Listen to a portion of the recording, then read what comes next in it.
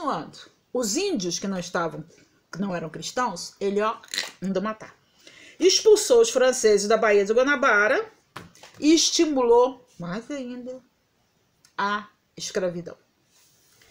Gente, para vocês terem uma ideia, os jesuítas chegaram aqui e começaram a catequizar os índios. Isso não era uma coisa fácil, porque primeiro você tirar a pessoa da sua cultura e tentar colocar uma outra é muito diferente. Você vê que gente até com de religião isso fica difícil. Por exemplo, se um judeu quer casar com uma católica, acho eu que a primeira coisa que se faz é perguntar se a católica quer mudar de religião. O muçulmano já aceita que uma pessoa que seja de outra religião passe para a religião deles, estudando o Alcorão, aquela coisa toda, etc. Mas você presta atenção que você tem uma aldeia indígena, você tem índios, os caras falam a língua deles, não falam a sua. Então é difícil a comunicação.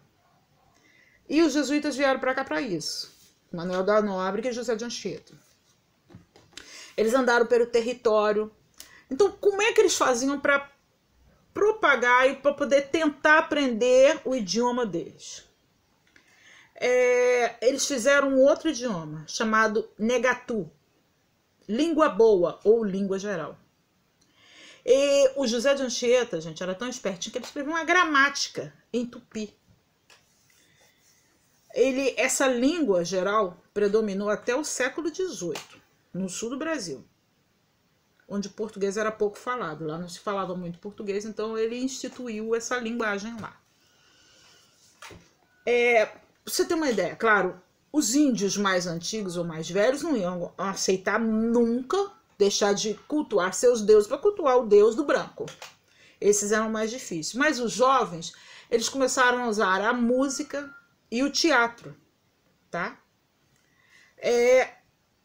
As crianças gostavam muito de música, então eles começaram a tocar, cantar, e isso melhorou a comunicação entre os jesuítas e as crianças. Então, se você quer fazer alguma coisa, você começa da base. A base são as crianças. Com o adulto é mais difícil. Já é uma outra metodologia para poder tratar com o adulto, mas a criança é mais fácil. Como os indígenas gostavam de música, claro, porque nas festas em honra aos deuses eram tocadas músicas, a gente está cansado de saber disso. Então, eles começaram a fazer isso. E funcionou, tá?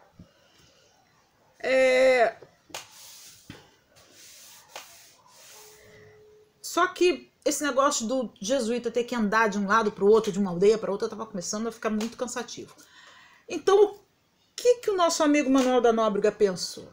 Gente, que tal se a gente em cada aldeia colocar uma missão? Você fica responsável por essa, você fica responsável por essa, você fica responsável por essa. Desse conglomerado, dessa ideia, surgiu o que a gente chama hoje de missões jesuísticas, tá?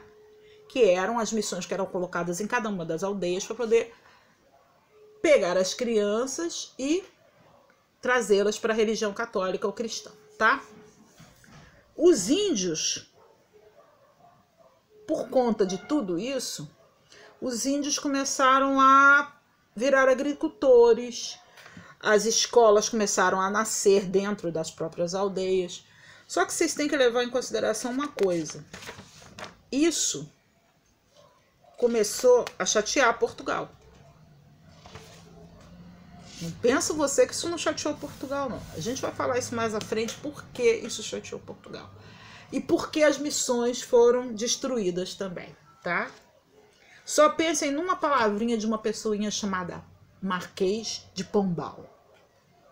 Guardem o sujeito que a gente vai falar sobre ele, tá? Bom, a gente vai entrar agora naquilo que é a mancha de toda a história mundial, não só brasileira. É a mancha de todo